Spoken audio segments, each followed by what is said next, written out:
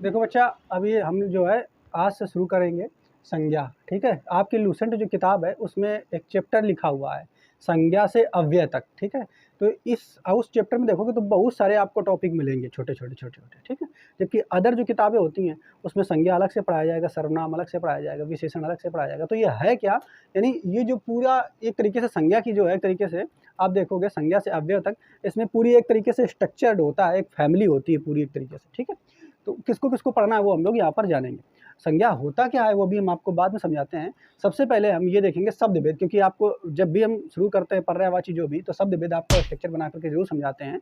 तो वहाँ पे आपको फिर से आपको ये बताते हैं कि शब्द भेद में अगर देखोगे कि शब्दों का अगर बंटवारा किया जाए, क्योंकि शब्दों का ही खेल है ये सब कुछ। ठीक है, तो शब्दों का अगर बंटवारा किया जाए तो शब्द दो प्रकार से बटेंगे, एक सार्थक शब्द और एक निरर्थक शब्द। ठीक है, सार्थक शब्द और निरर्थक शब्द। ठीक, हालांकि इससे पहले जब हमने शब्दों का बंटवारा किया था तो कई आधार पर किया जा सकता, रचना के आधार पर, उत्पत्ति के आधार पर, अर्थ के आधार पर, रूप या प्रयोग के आधार पर। ठीक है, 4 प्रकार से वर्गीकरण वहाँ पे किया था। ऐसे वो भी है, लेकिन बस थोड़ा सा यहाँ पर ये जोड़ दिया कि सार्थक शब्द के अंतर्गत ये आ जाएंगे और निरर्थक शब्द के अंतर्गत ये आ जाएंगे। ठीक है, क्लियर। तो सार्थक शब्द के अंतर्गत अगर आप चलेंगे तो इसमें सार्थक शब्द के भाग अगर किया जाए तो इसमें रचना के आधार पर, उत्पत्ति के आधार पर, अर्थ के आधार पर 3 है। तो रचना के आधार पर अगर हम पढ़ेंगे तो शब्द होते हैं तो वो रूढ़ शब्द होते हैं, रूढ़ शब्द जिनको हम तोड़ नहीं सकते हैं। बात समझ पा रहे हैं, जो एक विशेष है उनको हम तोड़ नहीं सकते हैं। जैसे अगर हम हल कह दें, हल शब्द है ये हल, तो कई दिन किससे मिल करके बना है, इसको तोड़ो क्या, 2 अलग अलग शब्दों से मिल करके बना है क्या, क्या इसमें कोई संधि है क्या, कुछ है नहीं है। तो ये रूढ़ शब्द है। ठीक है, अगर हम कहते हैं यौगिक शब्द क्या होता है, ऐसा समझिए, रूढ़ वो जिसको पकड़ के तोड़ो तो टूटे ना।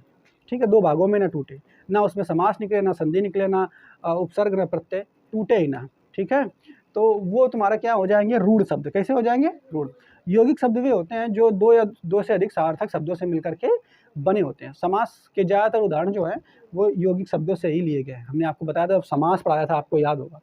ठीक है, समास यौगिक शब्दों से ही मिलकर के बना होता है। 2 सार्थक शब्दों के मिलने के पश्चात जो नया शब्द बनेगा तीसरा, वो यौगिक शब्द होता है। ठीक है, जबकि जो योग रूढ़ शब्द होते हैं, योग रूढ़ शब्द ये भी समास के ही होते हैं, लेकिन इसमें ज़्यादातर उदाहरण होते हैं बहुब्री समास के। किसके होते हैं, उसमें दो समास मिलेंगे, सॉरी 2 शब्द मिलेंगे और उन दोनों का अर्थ अलग होगा, अलग अलग अर्थ है जैसे। तो और लेकिन वो जब मिल जाएंगे तो मिलने के बाद एक तीसरे नए चीज़ की शब्द की तरफ इशारा करेंगे। बात समझ में, बात क्लियर समझ में है कि नहीं। तो इसका भी उदाहरण हमने आपको बताया था, तो ये आप समझ चुके हो। उत्पत्ति के आधार पर जो शब्द होते हैं वो कितने होते हैं, तत्सम, तद्भव, देशज, विदेशज। ठीक है, और संकर शब्द होते हैं, ये बता दिया है। अर्थ के आधार पर जो शब्द होते हैं कौन कौन होते हैं, पर्यायवाची, विलोम, एकार्थी, अनेकार्थी। तो यहाँ पर हम ये पढ़ चुके हैं सारे ये चीज़ें जो हैं। ठीक है, ये भी हमने आपको बता ही दिया, इसमें कुछ खास नहीं है। अर्थ के आधार पर पर्यायवाची, विलोम शब्द, एकार्थी, अनेकार्थी, इसमें वोकैबुलरी पूरा है। ठीक है, क्लियर, हिंदी की ये चीज़ है। अब हमें जो पढ़ना है, हमें पढ़ना है प्रयोग के आधार पर निरर्थक शब्द आएंगे, और निरर्थक शब्द के 2 भाग होते हैं। निरर्थक शब्द के कितने भाग होते हैं, 2।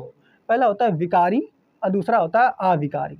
विकारी और अविकारी। अब विकारी और अविकारी क्या है, ठीक है, विकारी और अविकारी शब्द क्या है। विकारी मतलब ऐसे शब्द जिसमें विकार उत्पन्न हो जाए, जिसके द्वारा विकार उत्पन्न हो। ठीक है, जिसके द्वारा क्रिया में विकार उत्पन्न हो, यानी चीज़ों में विकार उत्पन्न हो, उसमें विकार उत्पन्न हो सकता है। जैसे अगर हम कह दें, एक शब्द ही बोलें, जैसे हम कह दें महिलाएं, महिला, महिला एक शब्द है।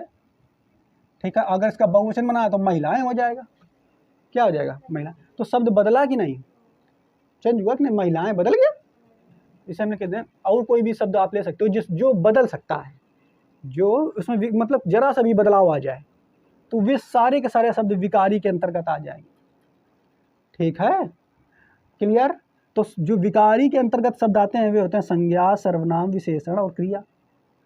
ठीक, जैसे कहते क्रिया, क्रिया अगर हम कहते हैं, इसे सुनिए, जैसे हम कहते हैं राम, राम जाना क्रिया है, जाना क्या है, क्रिया है, जाना क्रिया है। अगर हम कहते हैं राम जाता है, तो जो जाना शब्द है ये राम के हिसाब से आया है कि नहीं। और वही हम कहते हैं सीता जाती है, तो क्रिया बदली कि नहीं, विकार आया कि नहीं, क्रिया में आया कि नहीं।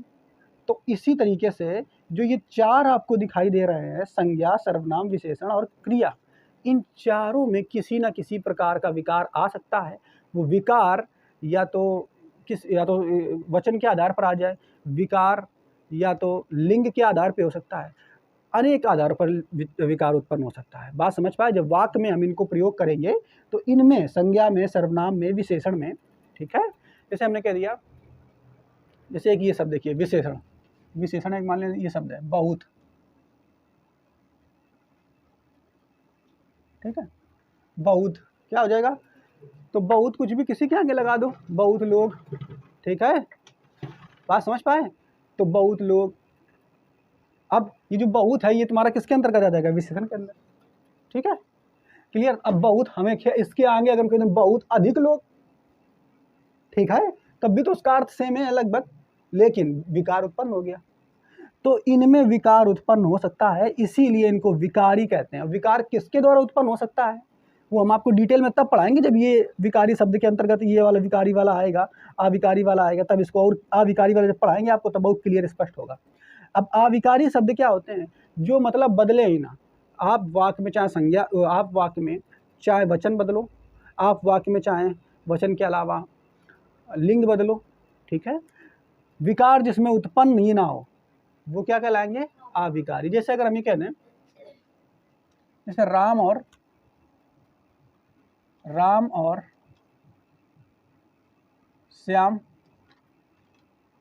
दोनों पढ़ने जाते हैं, दोनों पढ़ने जाते हैं। अगर मैं कह दी लिखा बदल दें, राम कटा दें, इन पर ले जाओ ना कोई का, ठीक है।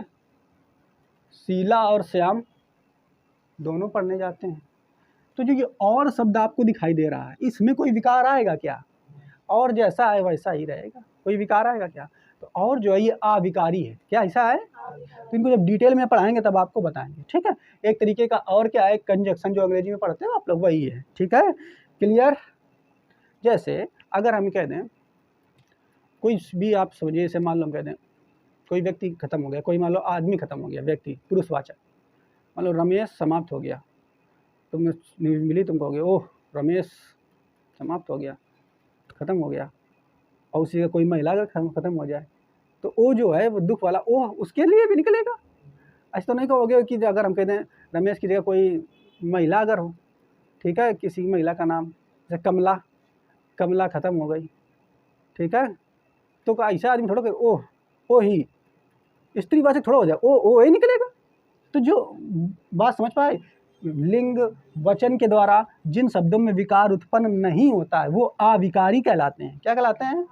और जिसमें विकार उत्पन्न हो जाए वो विकारी। आई मेरी बात, इनको डिटेल में तब पढ़ेंगे जब इनका टाइम आएगा, अविकारी वाले, तब उनको बताएंगे। तो विकारी के अंतर्गत सबसे पहले हमें पढ़ना है संज्ञा को। किसको पढ़ना है? तो आपको समझ में आया कि हमें अब विकारी शब्द जो है पढ़ रहे हैं, इसमें संज्ञा पढ़ेंगे, फिर सर्वनाम, फिर विशेषण, फिर क्रिया, फिर अविकारी में क्रिया विशेषण, फिर संबंध बोधक, फिर समुच्चय बोधक और विस्मयादि बोधक, ठीक है। तो यही चैप्टर जो लूसेंट में है वहाँ पे लिखा हुआ है संज्ञा से अव्यय तक। अब के दो अव्यय कहाँ? अव्यय तो मैं दिख ही नहीं रहा। अव्यय इसी को कहते हैं, अविकारी जो है इसी को कहते हैं अव्यय। ना आप लोग कंफ्यूज हो जाओ कि लूसेंट किताब में अव्यय लिखा है, यहाँ पे आपने अव्यय पढ़ा है नहीं। तो जो अविकारी जो शब्द होते हैं इन्हीं को अव्यय कहते हैं। तो अव्यय के कितने भाग हैं? 4। तो जो चैप्टर आपको इस लूसेंट में चलता है, लूसेंट बुक में चलता है, उसमें लिखा रहता है संज्ञा से अव्यय तक। तो संज्ञा यानी यहाँ से स्टार्ट करेगा और अव्यय तो ये सब यहाँ तक पढ़ाएगा। तो ये एक चैप्टर 1 लिखा हुआ है लेकिन इतने सारे टॉपिक उसमें पढ़ा देता है। आ रही मेरी बात समझ में कि नहीं? ठीक है। तो संज्ञा, सर्वनाम, विशेषण, क्रिया, क्रिया विशेषण, फिर इसके बाद संबंध बोधक, ठीक है, और फिर समुच्चय बोधक और विस्मयादि बोधक, ठीक है। तो ये आपको समझ में आ गया होगा इतनी बातें। क्लियर? कहाँ से कौन सा हमें टॉपिक पढ़ना है इतना समझ में आ गया होगा, ठीक। अब यहाँ पर देखो संज्ञा क्या होती है, अब हम उसको जान लेते हैं। तो उसकी परिभाषा यहाँ शॉर्ट में हमने लिखी। संज्ञा आप लोग जानते हैं, संज्ञा का मतलब कुछ नहीं, बस इतना समझिए, संज्ञा का मतलब है नाम। संज्ञा का मतलब है क्या है? नाम। किसी भी चीज़ का नाम हो सकता है। संज्ञा का मतलब है नाम। किसी भी चीज़ का अगर नाम आ जाए तो संज्ञा मतलब नाम, संज्ञा मतलब नाम, संज्ञा मतलब नाम। किसी भी चीज़ का नाम, किसी व्यक्ति का नाम हो सकता है, किसी पशु पक्षी का नाम हो सकता है, पहाड़ों का नाम हो सकता है, नदियों का नाम हो सकता है, झीलों का नाम हो सकता है, ठीक है, पत्रिकाओं का नाम हो सकता है, किताबों का नाम हो सकता है, बहुत सारी चीज़ें, दुनिया में जितनी चीज़ें मौजूद हैं, अगर किसी भी चीज़ का नाम आ जाए तो मतलब वहाँ पे संज्ञा है, वो चीज़ संज्ञा है। आई मेरी बात समझ पाई कि नहीं? क्लियर? ठीक है। तो अब यहाँ पर देखोगे, ये जनरली एक मोटा मोटा अंदाजा हमने दे दिया, लेकिन परिभाषा में आप लोग चलेंगे कि किसी व्यक्ति या फिर किसी वस्तु या फिर किसी स्थान या फिर किसी भाव के नाम को हम लोग संज्ञा कहते हैं। किसी व्यक्ति का नाम हो सकता है। नाम मतलब संज्ञा, नाम में आया है, देखो लास्ट में क्या, किसके नाम को, के नाम को, तो कुछ भी कोई भी चीज का नाम अगर है तो वो बस संज्ञा ही है। ठीक है, किसी भी चीज का अगर नाम तुमने रख दिया मतलब वो संज्ञा के अंतर्गत आ जाएगी। तो कोई व्यक्ति हो सकता है, कोई वस्तु हो सकती है, उसका नाम हो सकता है, जैसे पेन। ठीक है, तो ये संज्ञा है, लेकिन हमने इसका नाम रख दिया है रोटोमैक पेन। ठीक है, और अलग अलग कंपनी का हो सकता है। ठीक है, अलग अलग कंपनी का आते तो उसका नाम रख दिया जाता है कि नहीं, तो सब संज्ञा ही तो है। तो संज्ञा के पार्ट बाद में हम लोग पढ़ेंगे, पहले आपको ये मालूम होनी चाहिए कि संज्ञा है क्या। तो कुछ नहीं, संज्ञा बस एक छोटा सा आप शब्द याद रखिए, संज्ञा क्या है, नाम, किसी भी चीज़ का नाम हो सकता है, वो सब क्या है, संज्ञा। तो परिभाषा अगर आएगी तो किसी व्यक्ति, वस्तु, स्थान, ठीक है, या भाव के नाम को हम लोग संज्ञा कहते हैं। क्लियर, किसी भी चीज़, स्थान का भी तो नाम हो सकता है, जहाँ आप लोग रहते हो, नगर है उसके, वो स्थानीय तो है। ठीक है, कानपुर ये स्थानीय तो है, उसका नाम है, देश उसका नाम है, तो वो स्थानीय तो है। क्लियर, आई मेरी बात समझ में कि नहीं। अब देखो, ये तो आपको संज्ञा को हमने बता दिया, इसकी परिभाषा बता दी। ठीक है, ये परिभाषा आपको नोट कर लेनी है।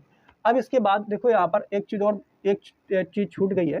तो परिभाषा संज्ञा की समझ में आ गई, शब्द और पद में क्या अंतर होते हैं। ठीक है, शब्द और पद में, तो कोई भी अगर विशेष शब्द अकेले आ रहा है, जैसे राम, राम हमने केवल नाम ले दिया राम, तो राम एक शब्द है, क्या है, शब्द। लेकिन अगर हमने ऐसे कह दिया राम, ठीक है, एक राम कक्षा का बहुत अच्छा विद्यार्थी है, तो ये पूरा क्या बन गया, एक वाक्य बन गया। क्या बन गया, वाक्य।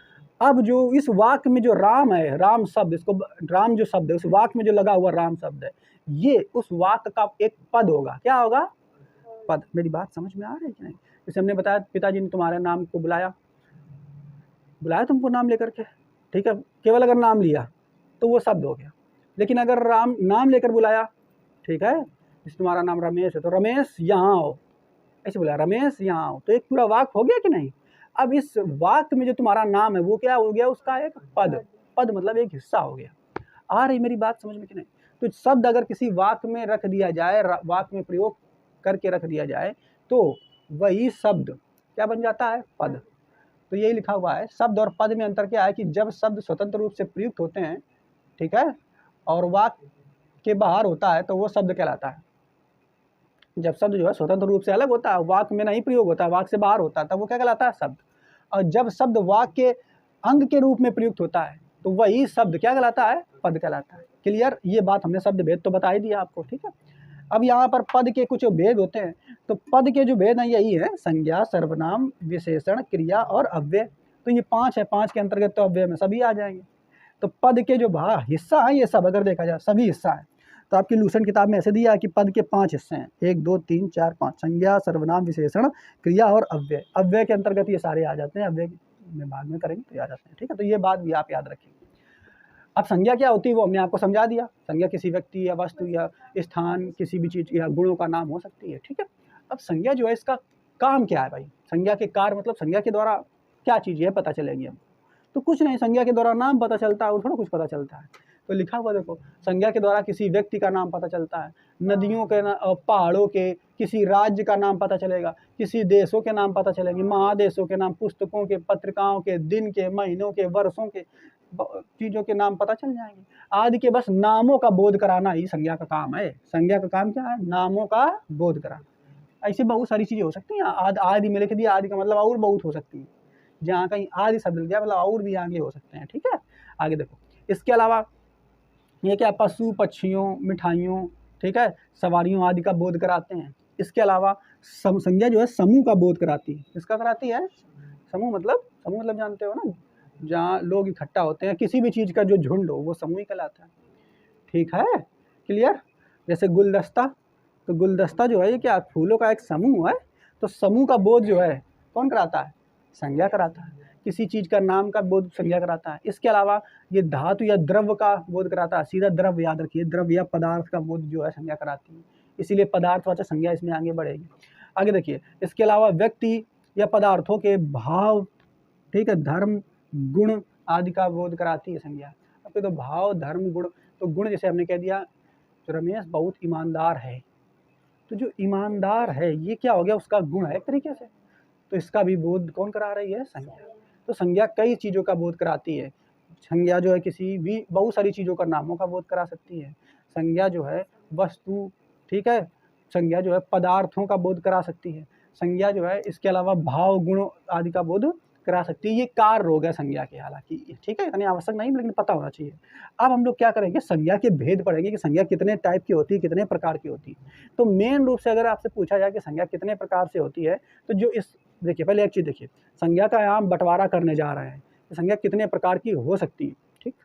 तो किस आधार पर बंटवारा करेंगे, किसी भी चीज़ का जब बंटवारा आप करते हो, उसका वर्गीकरण करते हो, तो वो किसी ना किसी आधार पर उसका वर्गीकरण किया जाता है। बात समझ पाए? जैसे आप लोग विद्यार्थी इतने सारे बैठे हो, आपका वर्गीकरण हमें करना, बंटवारा करना, तो किस आधार पे करेंगे? तो बहुत सारे आधार हो सकते हैं करने के लिए, ठीक है, क्लियर। बहुत सारे आधार हम लंबाई के आधार पर कर दें आपका बंटवारा, ठीक है। हमने कह दिया कि जितने बच्चे 160 सेंटीमीटर से ऊपर है वो एक तरफ हो जाए, उससे कम है वो एक तरफ हो जाए, तो ये लंबाई के आधार पर बंटवारा हो गया। अगर हम किसी और चीज़ के आधार पर बंटवारा करना चाहते हैं तो उस पर कर सकते हैं, ठीक है। हम कहते हैं जिनका हाई स्कूल में जो परसेंटेज है वो 70% से अधिक है वो एक तरफ हो जाए, और जिससे कम है वो एक तरफ हो जाए। तो ये बंटवारा किसके आधार पर हो गया? अंकों के परसेंट के आधार पर हो गया। हम अन्य चीज़ भी बहुत सारी तुम्ही में बंटवारा करेंगे, लेकिन अलग अलग आधार पे। ऐसे ही संज्ञा का बंटवारा यानी संज्ञा का वर्गीकरण किया गया है, ठीक है, कई आधार पे किया गया। कौन कौन आधार है? तो 4 आधारों पर वर्गीकरण संज्ञा का किया गया। कितने आधारों पर? 4। उन चारों में से इंपॉर्टेंट जो है वो केवल एक है, लेकिन पढ़ना हमें चारों पढ़ेगा, ठीक है। तो पहला जो वर्गीकरण लिखा हुआ है संज्ञा के भेद, तो संज्ञा का वर्गीकरण कई आधारों पर किया गया है। पहला जो वर्गीकरण है वो वस्तु की जीवंतता या अजीवंतता के आधार। जीवंतता मतलब कोई वस्तु जीवित है, सजीव या निर्जीव मान लो, ऐसा सजीव या निर्जीव। सजीव मतलब जो चीज़ जीवित है, ठीक है, तो वो जीने वाली संज्ञा, जो मर गई वो निर्जीव संज्ञा, जो जीवित वाली संज्ञा वो सजीव, जो मर गई या नहीं मर गई मतलब जो नहीं जीवित है वो निर्जीव, बस। तो ये जीवंतता के आधार पर वर्गीकरण बिल्कुल सरल सा है। तो इसको कहते हैं प्राणीवाचक संज्ञा, जो जीवित है, और जिसमें प्राणी नहीं है वो अप्राणीवाचक संज्ञा, ठीक है। तो प्राणीवाचक संज्ञा या अप्राणीवाचक, या कहीं पे लिख देगा प्राणवाचक संज्ञा या अप्राणवाचक संज्ञा। तो जीवंतता के आधार पर संज्ञा दो प्रकार की, प्राणीवाचक संज्ञा, अप्राणीवाचक। इससे लड़का जीवित होता है, घोड़ा जीवित होता है, पशु पक्षी ये सब जीवित हैं। जितने भी सजीव चीज़ें हैं वो सब प्राणीवाचक संज्ञा में आ जाएंगे, ठीक है। और जबकि निर्जीव चीज़ें जैसे पेड़ हो गया, ईंट हो गई, कुर्सी हो गई, मेज हो गई, ये सब कैसी हैं? मतलब ये कैसी हैं? सब निर्जीव हैं। तो ये सब आ जाएंगी अप्राणीवाचक संज्ञा के अंतर्गत। ये कुछ इतना महत्वपूर्ण नहीं, शुरुआती वर्गीकरण किया गया था इस आधार पे किया गया था, ठीक, उतना महत्वपूर्ण नहीं। इसके बाद दूसरा जो वर्गीकरण है वो गणना के आधार पर, ये अभी भी अच्छे से चलता है। तो गणना के आधार पर मतलब ऐसी संज्ञाएं जिनको हम गिन सकें, जिनको हम गिन सकें। तो गणना के आधार पर दो प्रकार की संज्ञा बनी। गणना के आधार पर दो प्रकार की संज्ञा, पहला जो है गणनी और अगणनी। गणनी और अगणनी, जैसे हमने कहा किताबें, तो किताबें अगर रखी हैं तो हमने कहा फिजिक्स की किताबें उठा लो, हैं, तो कोई आप कहोगे कितनी भाई जी ले आए? 4 ले आओ, तो गिन सकते हो ना। तो जिन चीज़ों को आप, हमने कह दिया पेन, 4 पेन दो, गिन सकते हो ना। तो जिन संज्ञाओं को आप गिन सकते हो वो गणनीय संज्ञाएं हो गई। कैसी हो गई? जैसे यहाँ उदाहरण दिया, आम, आम को आप गिन सकते हो, पेन आप गिन सकते हो, ऐसे बहुत सारी चीज़ें आप गिन सकते हो। तो जिन चीज़ों को आप गिन सकते हो वो सारी की सारी गणनीय संज्ञा में, ठीक है। जिन संज्ञाओं को आप नहीं गिन सकते हो वो अगणनीय। जैसे हमने कहा दूध लेके आओ, तो दूध को कैसे गिनोगे? कितना दूध गिनोगे? लीटर में आता है, वो गिन थोड़ा रहा है, वो तो मात्रा है उसकी, ठीक है, माप रहा है, गिन थोड़ा रहा है उसको। गिनने का मतलब हाथ से पकड़ के गिनो 1 2 3 4, ठीक है, गिन नहीं रहे, वो माप है उसकी, ठीक है। जैसे यहाँ पर पानी, पानी को आप गिन थोड़ा सकते हो कि 1 पानी 2 पानी, नहीं भाई, वो मात्रा आप बता सकते हो, 1 लीटर 2 लीटर, वो मात्रा होगी, ठीक है। जैसे हमने कह दिया रमेश बहुत ईमानदार है, तो कितना ईमानदार? 1 2 कितना? ईमानदारी को गिन सकते हो क्या? नहीं गिन सकते हो ना। तो इसलिए संज्ञाओं को फिर दोबारा जो वर्गीकरण किया गया वो गणना के आधार पर किया गया। पहले जीवंतता के आधार पर, दूसरा वर्गीकरण जो किया गया किसके आधार पर? गणना के आधार पर। ये उतने महत्वपूर्ण नहीं है, गणना के आधार पर जो है आपका अभी भी आप पूछा जाता है, तो ये आपको याद रख लेना है, ठीक है। अब तीसरा वर्गीकरण जो है वो व्युत्पत्ति के आधार पर है। ये भी ज़्यादा महत्वपूर्ण नहीं है क्योंकि हम आपको आगे पढ़ा ही चुके हैं। तो व्युत्पत्ति के आधार पर जो वर्गीकरण किया गया उसमें क्या 3 प्रकार का वर्गीकरण है। पहला रूढ़, फिर यौगिक, फिर योग रूढ़, ठीक है। लिखा ना क्या? नहीं लिखा, हमने उसको छोड़ दिया, कोई बात नहीं, हम लिख देते हैं। तीसरा योग रूढ़, ठीक है, आप लोग लिख लेना, बता देंगे समझ में आ जाएगा, ठीक है। तो ये रूढ़, रूढ़ मतलब ऐसी संज्ञाएं या ऐसे शब्द जिनको तोड़ो तो उनका कोई खास अर्थ ना निकले। बात समझ पा रहे हो कि नहीं? जैसे उधर बताया आम, आम को तोड़ोगे तो इसका संधि विच्छेद करोगे तो आ म, आ का क्या अर्थ है, माँ का अर्थ, कोई कुछ सार्थक अर्थ निकल रहा है क्या? जो टूटे ही ना मेन रूप से, वे सारी संज्ञाएं ऋण हो गई। जैसे हाथ, हाथ ये कैसा, हाथ कैसे तोड़ो, नहीं टूटेगा ना। तो जब टूट ही ना सके तो ऐसी संज्ञाएं ऋण संज्ञाएं कहलाएं। क्या कहलाएं? जबकि यौगिक संज्ञाएं, तो यौगिक संज्ञाएं आप जानते हैं जिनको ऐसी संज्ञा जिनको तोड़ने के बाद जो शब्द दो मिले, उन दोनों शब्दों का सार्थक अर्थ निकल करके आ जाए। जैसे कि हमने बताया था समासों में, जैसे हमने बताया बैलगाड़ी, तो बैल को तोड़ोगे अलग तो बैल का अपना अलग अर्थ है, गाड़ी का अपना अलग अर्थ है। क्लियर? जैसे यहाँ पे लिखा होगा उधर पंकज, पंकज, तो पंकज को जब तोड़ोगे तो पंकधन जा, पंकधन जा, पंख का मतलब, पंख का मतलब कीचड़, जा का मतलब उत्पन्न होने वाला, पंख का मतलब कीचड़ और जा का मतलब उत्पन्न होना। पंकज, पंकज अर्थात कीचड़ से उत्पन्न होने वाला यानी कमल। ठीक है? क्लियर? तो ये यौगिक जो शब्द है, इसमें इनको जब आप तोड़ोगे तो तोड़ने में इनके दो सार्थक अर्थ निकलेंगे। जबकि योग रूढ़ में हमने आपको बता दिया कि इनको भी तोड़ोगे तो दोनों का सार्थक अर्थ निकलेगा, लेकिन जब दोनों को जोड़ दोगे तो जोड़ने के बाद ये एक तीसरे शब्द की ओर इशारा करेंगे। जैसे कि जैसे हमने आपको बताया, से कौन सा, कुछ भी बताओ, लंबोदर। ठीक है? लंबोदर, तो लंबा का मतलब जानते हो और उदर का मतलब भी जानते हो। तो लंबा का मतलब लंबा, उदर का मतलब पेट, तो लंबा है उदर जिनका, जब जोड़ दिया अर्थात गणेश, तो बिल्कुल ही अलग चला गया, तो वो तुम्हारे आ जाएंगे योग रूढ़ के अंतर्गत। ठीक है? तो ये 3 भागों में व्युत्पत्ति के आधार पर बांटा तो 3 भाग में आया, गणना के आधार पर बांटा 2, जीवंतता के आधार पर 2। अब सबसे जो महत्वपूर्ण है, जो मोस्ट इंपॉर्टेंट, जहाँ से आपके क्वेश्चन पूछे जाते हैं, जो सबसे महत्वपूर्ण, यहीं से लोग पढ़ाते भी हैं। ठीक है? अर्थ के आधार पर ये सबसे महत्वपूर्ण है। तो आपसे अगर पूछेगा संज्ञा के भेद कितने हैं मुख्य रूप से, अगर इसे केवल क्वेश्चन आ जाए मुख्य रूप से संज्ञा के भेद कितने हैं, तो मतलब आप समझना यहीं से पूछ रहा है, अर्थ के आधार पर, लिखा नहीं उसने, लेकिन पूछेगा संज्ञा के मुख्य रूप से भेद कितने हैं अर्थ के आधार पर, तो 3। ठीक? अगर मुख्य शब्द नहीं लगाया कि संज्ञा के भेद कितने हैं तो बताओगे 5। क्लियर? बात समझ पा रहे हो कि नहीं? तो यहीं से क्वेश्चन आपको याद रखना, या तो ऑप्शन में 3 देगा या तो 5। क्या देगा? 3 या तो 5। तो संज्ञा के भेद कितने हैं, या तो 3 लगाओ या तो 5। आपके जो 3, 5 ये कैसा, तो ये देखिए समझते हैं। तो संज्ञा के मुख्य जो प्रकार हैं वे 3 होते हैं, व्यक्तिवाचक संज्ञा, जातिवाचक संज्ञा और भाववाचक। मेन 3 होते हैं, व्यक्तिवाचक, जातिवाचक, भाववाचक। लेकिन यहाँ जातिवाचक के बाद में 2 टुकड़े हो गए और इसी से बन गया समूहवाचक और द्रव्यवाचक। क्या बन गया? समूहवाचक और द्रव्यवाचक। तो ये याद रखना। तो ऐसे अगर टोटल गिनेंगे तो 5 हो जाएंगे, और वैसे केवल अगर मुख्य रूप से गिनेंगे तो 3। कौन कौन सा? व्यक्तिवाचक, जातिवाचक, भाववाचक 3 है। व्यक्तिवाचक संज्ञा, जातिवाचक संज्ञा, भाववाचक, ये मुख्य रूप है 3 है। और जातिवाचक के 2 भाग कर दिए, कौन कौन से? समूहवाचक और द्रव्यवाचक। ठीक है? तो बस यही याद रखना आपको। क्लियर? ये इसके प्रकार हो गए। अब हम लोग देखेंगे, एक एक करके समझेंगे कि व्यक्तिवाचक संज्ञा क्या है। ठीक है? तो व्यक्तिवाचक संज्ञा समझने के लिए आप समझिए, किसी भी व्यक्तिवाचक संज्ञा में अगर किसी भी वस्तु का, व्यक्ति का, स्थान का खास नाम, मतलब व्यक्तिवाचक संज्ञा कुछ नहीं, संज्ञा है एक तरीके से किसी भी चीज़ का नाम, किसी व्यक्ति, वस्तु, स्थान आदि का नाम का अगर बोध हो रहा है तो वो व्यक्तिवाचक संज्ञा है। अगर हमने कह दिया रमेश, तो रमेश किसी व्यक्ति, एक पार्टिकुलर व्यक्ति का नाम है कि नहीं? ठीक है? तो व्यक्ति का अगर नाम है तो यहाँ पे व्यक्तिवाचक संज्ञा हो जाएगी। अगर हम कहते हैं गंगा, तो गंगा तुरंत दिमाग में आ जाएगा, गंगा नदी की बात हो रही है, स्पेशल एक विशेष नदी की बात हो रही है कि नहीं? नाम हो गया नदी का।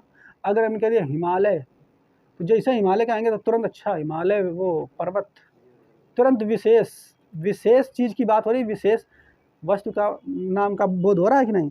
तो तुरंत आप समझेंगे व्यक्तिवाचक संज्ञा में पहले आप ये समझेंगे किसी भी व्यक्ति का, वस्तु का, स्थान का, ठीक है, के नामों का बोध होता है। अगर हमने कह दिया कानपुर, तो कानपुर एक स्थान है, अदिति उसका नाम है, ऐसा कानपुर दोबारा थोड़ा कहीं मौजूद होगा।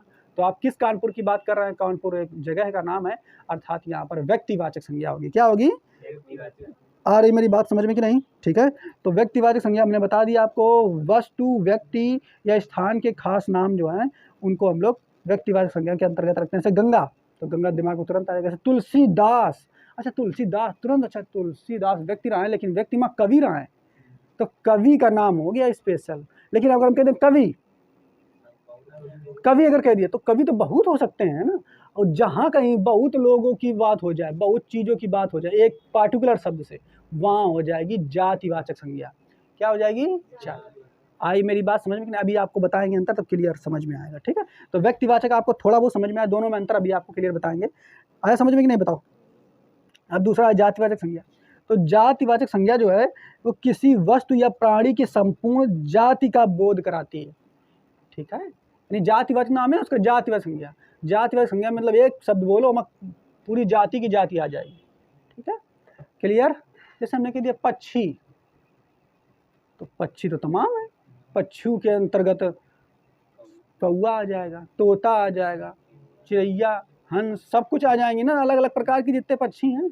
तो पूरी हमने क्या कर दिया, जाति विशेष को एक शब्द में तौल दिया। अब वही शब्द फिर क्या हो जाएगी? जातिवाचक संज्ञा। क्या हो जाएगी बच्चा? जातिवाचक संज्ञा। जैसे हमने कह दिया पहाड़, तो पहाड़ बहुत सारे हैं, अलग अलग क्षेत्रों में अलग अलग पहाड़ हैं, उनके अलग अलग नाम भी रखे गए। तो अगर पहाड़ कह दिया तो उसमें सारे पहाड़ आ जाएंगे। फिर सारे पहाड़ अगर आ गए तो इसका मतलब इसमें कौन संज्ञा हो जाएगी? जातिवाचक संज्ञा। बताओ बात समझ में आई कि नहीं? आगे देखो, और जैसे हमने कह दिया, जैसे हमने कह दिया नदी, तो नदी बहुत सारी है, गंगा नदी, यमुना नदी, सरयू, गंडक, बहुत सारी नदियां हैं। ठीक है, तो जातिवाचक संज्ञा हो जाएगी। ठीक है, जैसे हमने कह दिया झील, कोई हमने कह दिया झील, हम झीलें बहुत हैं हमारे देश में, बहुत सारी झीलें हैं, डल झील, ठीक है, वूलर झील, बैकाल झील, बहुत सारी हैं। ठीक है, चिल्का झील, बहुत सारी झीलें। तो जब झील शब्द कह दिया तो झील शब्द जो है झील, ये क्या हो जाएगा? संज्ञा तो है, लेकिन कौन संज्ञा? जातिवाचक संज्ञा। जैसे हमने कह दिया पहाड़, तो पहाड़ तो बता ही दिया आपको। जैसे हमने गांव, हमने कह दिया गांव। ठीक है, तो गांव तो बहुत हैं, भारत में इतने सारे गांव हैं, गिनती नहीं कर पाओगे। ठीक है, तो मैं अपने गांव का नाम बता दूँ, वो जब नाम बता दोगे गांव का नाम तो व्यक्तिवाचक संज्ञा में पहुंच जाएगा। अगर हमने केवल गांव कह दिया तो जातिवाचक संज्ञा। ठीक है, जैसे हमने कह दिया देश, तो देश तो बहुत सारे हैं, कौन सा देश? अगर हमने पार्टिकुलर कह दिया भारत देश, तो कौन सी संज्ञा? व्यक्तिवाचक। अगर केवल देश कह दिया तो जातिवाचक, केवल देश कह दिया तो। ऐसे कोई भी मुझे पुस्तक, मेरी किताबें हैं, मेरी किताबें कहाँ हैं? तो किताबें के अंदर सब आ जाएंगी ना, लेकिन हमें कह दिया नहीं फिजिक्स की किताब, तो व्यक्तिवाचक के अंतर्गत आ जाएगी। ठीक है, ऐसे आप अंतर समझ सकते हैं। हमने कह दिया दिन, तो दिन कौन? दिन तो आ जाएगा किसमें? जातिवाचक में आएगा, जातिवाचक में आएगा, क्योंकि दिन के भी पार्टिकुलर नाम है कि नहीं। हमने कहा सोमवार, अब व्यक्तिवाचक पहुंच जाए। अब इन्हों कहते सोमवार, अच्छा सोमवार में भी तो बहुत दिन होते हैं, अलग अलग सोमवार, ऐसा नहीं, ऐसा दिमाग नहीं लगा। सोमवार किसमें आ जाएगा? समझ पाए न? कह दो ऐसा अलग अलग सोमवार, एक महीना में तो 4 सोमवार होते, तो दो तो अलग अलग सोमवार, अब कौन वाला सोमवार तुम पूछ रहे हो? ऐसा कुछ नहीं, ऐसा दिमाग नहीं लगाओगे। ठीक है, क्लियर? अगर हमने कह दिया महीने, तो महीने जो है, महीना जो है, महीना ये जातिवाचक है। लेकिन अगर हमने महीने बता दिया जनवरी का महीना, तो स्पेशल नाम आ गया ना जनवरी, तो व्यक्तिवाचक हो जाएगा। क्लियर? अब अंतर तो इसमें आपको ज़्यादा दिक्कत नहीं होनी चाहिए कि होगी, बताओ नहीं होगी ना? जैसे अगर हमने कह दिया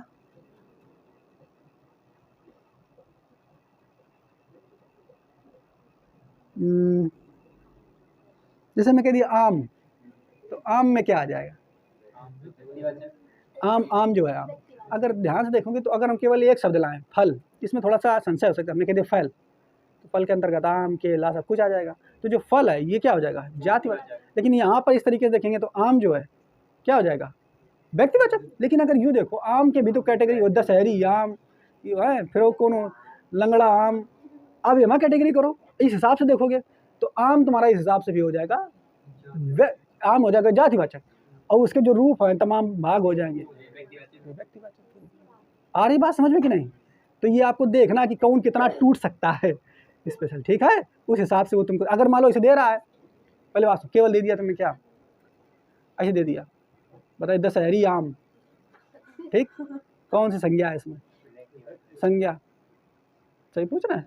हाँ, तो तुरंत बताओगे व्यक्तिवाचक, पक्का है मैं व्यक्तिवाचक। लेकिन केवल अगर आम आ गया, केवल आम आ गया तो तुम्हें यहाँ से लगेगा जातिवाचक। लेकिन अगर फल से कंपेयर करोगे तब तो ये व्यक्तिवाचक इसमें हो जाएगा, नहीं हो जाएगी व्यक्तिवाचक। तो ये तुम्हें ऑप्शन के हिसाब से तुम्हें वहाँ पे चूज़ करना होगा, ठीक है। वो तुम्हें देगा उस हिसाब से, क्वेश्चन में जब पढ़ोगे तब आप उसको देख लोगे। जैसे इसमें और कुछ उदाहरण आपको अंतर्गत दिखवाएं, इसे और बहुत सारे उदाहरण हैं वो आपको दिखाएं। जैसे हम कहते हैं गाय, तो गाय एक टाइम तुम्हें ऐसा लगेगा अच्छा गाय तो पशु है, तो गाय जो है कौन सा होनी चाहिए, व्यक्तिवाचक होना चाहिए, गाय शब्द नहीं समझ में आ रहा है। लेकिन गाय में भी तो बहुत प्रकार की होती है गायें, बहुत सारी होती हैं, देसी गाय, विदेशी गाय, और विदेशी गाय में तमाम प्रकार की होती हैं, ठीक है। तो अब भाई अलग अलग गायें, तो भैया अलग गाय के लिए वो जो गाय हो जाएगी पार्टिकुलर जिसका नाम है वो व्यक्तिवाचक हो जाएगी, और गाय शब्द फिर क्या हो जाएगा। तो ये तुम कह दो भाई जी हमें कन्फ्यूजन है, तो इसका कन्फ्यूजन कैसे निवारण होगा, वो ऑप्शन के हिसाब से तुम्हें ऑप्शन उसी हिसाब से देगा जिस हिसाब से वो पूछा है, ठीक है। ये तुम्हें तभी आप क्लियर कर पाओगे जब आप इसके ऑब्जेक्टिव लगाओगे, आदित्य पब्लिकेशन की बुक जो है उसके ऑब्जेक्टिव लगाओगे तब क्लियर हो जाएगा चीज़ें, और ठीक है। जैसे और एक शब्द जैसे हम ये कहते हैं जैसे तुलसीदास, तो तुलसीदास शब्द है, अच्छा तुलसीदास तुरंत अंतर, तुलसीदास अच्छा किसी व्यक्ति का नाम है, तो तुलसीदास जो है ये है क्या व्यक्तिवाचक, लेकिन तुलसीदास जो व्यक्ति हैं ये तो व्यक्तिवाचक, व्यक्ति एक कबीरा है, तो कवि क्या हो गया जातिवाचक। अब कवि के अंतर्गत बहुत सारे आ जाएंगे। जैसे एक और शब्द है सीता, तो सीता किसी का नाम है, लेकिन सीता अगर हमने कह दिया स्त्री तो स्त्री जातिवाचक, बहुत सारी स्त्रियां आ जाएंगी। जैसे और बहुत सारी गंगा, तो गंगा का बता दिया तो तुम वो हो जाएगा व्यक्तिवाचक, और नदी कह दी तो बहुत सारे, अंतर समझ में आ गया होगा आप, उम्मीद करते हैं। अगर हमने कह दिया नगर, नगर शब्द नगर, तो नगर बहुत सारे हैं, कानपुर नगर, ठीक है, कोलकाता, बम्बई, ये सब नगरें तो हैं। क्लियर क्लियर आया समझ में कि नहीं, तो ऐसे आप इनमें अंतर समझ जाएंगे। आगे देखो, अब समूहवाचक संज्ञा, शांत हो जाओ, समूहवाचक संज्ञा देखो, तो समूहवाचक संज्ञा से आप क्या समझेंगे कि जिन शब्दों से आपको, ठीक है, समूह का बोध हो रहा हो, किसका बोध हो रहा हो, जैसे हमने कह दिया गिरोह, जो गिरोह शब्द कह दिया तो अच्छा डाकुओं का गिरोह होता है, डाकुओं के समूह को गिरोह कहते हैं। डाकू जब इकट्ठा हो जाए तो गिरोह कहलाता है। तो जब एक ही चीज, किसी भी चीज का, किसी भी खास चीज जब इकट्ठी हो जाए तो समूहवाचक हो जाएगा। आई बात समझ में कि नहीं। जैसे और लिखा हुआ है झब्बा, पता नहीं क्या कहा था मैंने, पता है। इसके अलावा झुंड, तो झुंड किसी भी चीज का हो सकता है, जानवरों का झुंड हो सकता है, ठीक है, आदमियों का भी झुंड हो सकता है। जैसे हमने कहते दल, ठीक है, तो दल क्या सेना का दल हो सकता है, खिलाड़ियों का भी दल हो सकता है, ठीक है। इसके अलावा जैसे सभा, तो सभा नेताओं की होती है कि नहीं, तो नेताओं का समूह सभा। सेना, तो सेना भैया जो सैनिक होते हैं, सैनिकों के समूह को हम लोग सेना कह देते हैं, सैनिकों के समूह को हम लोग क्या कह देते हैं, सेना। आई बात समझ में कि नहीं। तो ऐसे कोई खास शब्द, ठीक है, जो उसी प्रकार की बहुत सारी चीज़ों को इकट्ठा दिखा रही हो, तो वो समूहवाचक संज्ञा कहलाती है। आ रही मेरी बात समझ में कि नहीं। लिखा हुआ समूहवाचक संज्ञा पदार्थों के समूह का बोध कराती है, ठीक है। आई बात समझ में कि नहीं। तो जब आप अंग्रेजी में पढ़ते हैं तो अंग्रेजी में जो क्या उनका जैसे जो चीज़ें होती हैं ना, उनके जो झुंड होते हैं उनके नाम जो स्पेशल आपको पढ़ाए जाते हैं अंग्रेजी में, ठीक है। तो ये यहाँ पे आपको स्पेशल उस तरीके से नहीं पढ़ाया जा रहा है, बस बता दिया गया अंग्रेजी में जब यही पढ़ाया जाता है, ठीक है। आगे देखेंगे द्रव्यवाचक संज्ञा, तो द्रव्यवाचक संज्ञा कुछ नहीं, बिल्कुल नाम है द्रव्यवाचक संज्ञा। अच्छा, तो इसका मतलब किसी पदार्थ का वर्णन होगा इसमें। तो यह संज्ञा किसी धातु या द्रव्य का बोध कराती है, धातु या द्रव्य का बोध कराती है, ठीक है। ये जो संज्ञा थी, ये वाली कौन वाली, द्रव्यवाचक और भाववाचक। तो द्रव्यवाचक संज्ञा ये शुरुआत में किसकी हिस्सा थी, जातिवाचक। तो देखो अगर घी, अच्छा घी, तो तुम्हें लगा घी कौन वाला घी, घी भी तो कई प्रकार के हो सकते हैं, नमस्ते इंडिया वाला, देसी, ठीक है, अलग अलग प्रकार के नाम हो गए कि नहीं। तो घी के अंतर्गत भी कैटेगरी हो गया, तो घी जो हो जाएगा इस तरीके से देखा जाए तो जातिवाचक जैसा लग रहा है। लेकिन फिर विद्वानों ने सोचा कि नहीं भाई, इसको अलग रखो, को जातिवाचक के अंतर्गत ना रखो, अलग रखो, इसका अलग स्पेशल बना दिया जाए। जो चीज़ें हैं स्पेशल, जो पदार्थ होते हैं उनको अलग कर दो, उनकी कैटेगरी ही अलग कर दो। तो इसलिए द्रव्यवाचक संख्या के अंतर्गत जितने भी पदार्थ आते हैं उनको अलग कर दिया। जैसे घी क्या है, पदार्थ है, चांदी क्या है, पदार्थ है, सोना क्या है, पदार्थ। तो कोई भी पदार्थ अगर आ जाए, तो कोयला पदार्थ, लोहा पदार्थ, ठीक है, कोई भी चीज़, कोई भी कच्चा चीज़ जो पदार्थ है, ठीक है, पनीर पदार्थ है, तो है खाने वाली चीज़ है। तो कोई भी चीज़ है, पीतल, सोना, ज़्यादातर जो है इसमें धातुओं के नाम रहते हैं ज़्यादातर, और उसके अलावा कोई द्रव भी हो सकता है, ठीक है। तो ये द्रववाचक संज्ञा हो गई। उम्मीद है ये समझ में आ गई होगी द्रववाचक संज्ञा, ठीक, क्लियर। अच्छा एक चीज़ देखो, अगर आपसे कोई ये कह दे कि अगर ये द्रववाचक जो संज्ञा है इसी से टूट करके तो आई है जातिवाचक संज्ञा से, ठीक है, जातिवाचक से टूट के आई है, ठीक है बच्चा। तो हम आपसे कह दें कि टूट करके आई है तो इसको अलग करने की जरूरत क्या पड़ी, काहे कि हमारे अलग कर दिया द्रववाचक संज्ञा को, क्या आवश्यकता पड़ी। तो अगर हम ये कहें, कोई अगर हम ये कह दें घी, ध्यान सुनिए, अगर हम कह दें घी, तो घी अगर आप लेकर के आओगे घी, तो चाहे 1 किलो लेके आओ और चाहे 1 चम्मच लेके आओ, घी का घी कहियो, कहियो कि नहीं। हम 1 चम्मच लेके आए तो मम्मी लो घी है, 1 किलो लेके आए तो मम्मी घी है, पक्का घी है कि नहीं, चाहे नहीं उस पदार्थ का चाहे ज़्यादा हिस्सा लेके आओ चाहे थोड़ा लेके आओ, वो कहलाएगा भाई। इस द्रववाचक संज्ञा या पदार्थवाचक संज्ञा में जो आप पदार्थ लेकर के आते हो, चाहे थोड़ा लेके आओ चाहे ज़्यादा लेके आओ, कहलाएगा भाई। जैसे पनीर 1 किलो लेके आओ, चाहे 10 रुपये के 100 ग्राम ले आओ, कहलाएगा पनीर ही, नहीं कहलाएगा। बात समझ में आई कि नहीं। लेकिन है शांत हो जाओ, लेकिन अगर हमने ये कह दिया, देखो इधर इसमें जातिवाचक संज्ञा में चले जाओ, अगर हमने कह दिया जातिवाचक संज्ञा में पेड़, पेड़ कह दिया, ठीक, तो पेड़ में बहुत सारे आ जाएंगे, ध्यान सुनिए, पेड़ में बहुत सारे आ जाएंगे, लेकिन हम पेड़ का एक हिस्सा तोड़ के ले आवन, आप फिर कहते ले पेड़, तू पेड़ है का, पेड़ थोड़ो है, अब तो वो खट्टा है नहीं हो गई वो एक हिस्सा, अब वो पेड़ रह गया क्या, नहीं बात समझ में आई कि नहीं, ठीक है। जैसे अगर हम कहते हैं शब्द कहते हैं नगर, ठीक है, तो कानपुर नगर, नगर है, और कानपुर का छोटा सा हिस्सा तोड़ लें, पहले बार ला नहीं पाओगे, तोड़ लें, ठीक है, कहते हैं भैया यो कानपुर है, तो कानपुर में शिवराजपुर भी आता है, तो कानपुर रह जाएगा क्या, अब तो भैया उसका हिस्सा है शिवराजपुर, उसको स्पेशल तुम कानपुर थोड़ा कह सकते हो। तो आप ये समझिए, देखो जातिवाचक संज्ञा और द्रववाचक संज्ञा में अंतर क्या है, अंतर बस इतना है कि जातिवाचक संज्ञा में अंतर ये है कि जातिवाचक संज्ञा में जो भी जातिवाचक संज्ञा के सार्थक शब्द है उसको अगर तोड़ करके भाग लाना चाहो तो वो वही नहीं कहला सकता है, जबकि द्रववाचक संज्ञा या पदार्थवाचक संज्ञा में सोना चाहे इतना ले आओ, चाहे सोना के बिस्कुट की पेटी ले आओ, सोना ही कहलाएगा। समझ पाए, क्लियर। तो ये अंतर होता है। अब आगे देखेंगे भाववाचक संज्ञा, और भाववाचक संज्ञा की तो बिल्कुल स्पेशली कैटेगरी है। जो भाववाचक जो भाव होता है, ये सब चीज़ें दिखती हैं आपको, ज़्यादातर चीज़ें दिखती हैं, कोई झुंड तुम्हें दिख जाएगा, ठीक है, व्यक्ति तुलसीदास दिख जाएंगे, ठीक है, ये अब तो चले गए मान लो, ऐसे क्लियर, ऐसे और चीज़ें दिख जाएगी, लेकिन जो भाव होता है वो दिखता नहीं देख सकते आप उनको, ठीक है। तो भाव ऐसे कोई भी चीज़ देखो, ईमानदारी को आप देख सकते हो कि तो हाँ भाई देख सकते हैं, अगर कोनो जो है ईमानदारी थोड़ी दिखती है, तो गुण है आदमी का, वो थोड़ी दिख रही कैसी ईमानदारी, हमने कहा ईमानदारी कैसी है, दिखेगा क्या आपको, नाक मुंह कैसा है उसको नहीं दिखेगा। तो भाववाचक जो संज्ञा होती हैं इसके अंदर जितनी भी चीज़ें आई वो दिखती नहीं है। जैसे देखो अच्छाई दिखती है क्या, अगर दिखती होती तो किसी भी आदमी को देख करके हम जान जाते हैं कि इतना अच्छा है, इसके अंदर बहुत अच्छाई भरी है, कहा जाए देखो, हाँ भरी, तो जान जाते हैं कि आदमी अच्छा है, ठीक है। ऐसे कितना आसान होता अगर अच्छाई दिखती होती, तो जो चोर डाकू लुटेरा सब होते हैं दूर से दिख तो अच्छा बुराई भरी है, तुरंत बुराई है, ये बुरा आदमी है, जान जाते कि नहीं। तो बुराई कहीं दिखती है क्या, अच्छाई कहीं दिखती है क्या, नहीं दिखती, भलाई कहीं दिखती है क्या, कुछ जितने भी गुण हैं। अब तो कहते बाजी चौड़ाई लंबाई तो लिखे हो, तो दिखती है, दिखती है, अरे बेटा जो चीज है जिसका तुम नाप रहे हो वो दिखता है, चौड़ाई लंबाई थोड़ा दिखती है।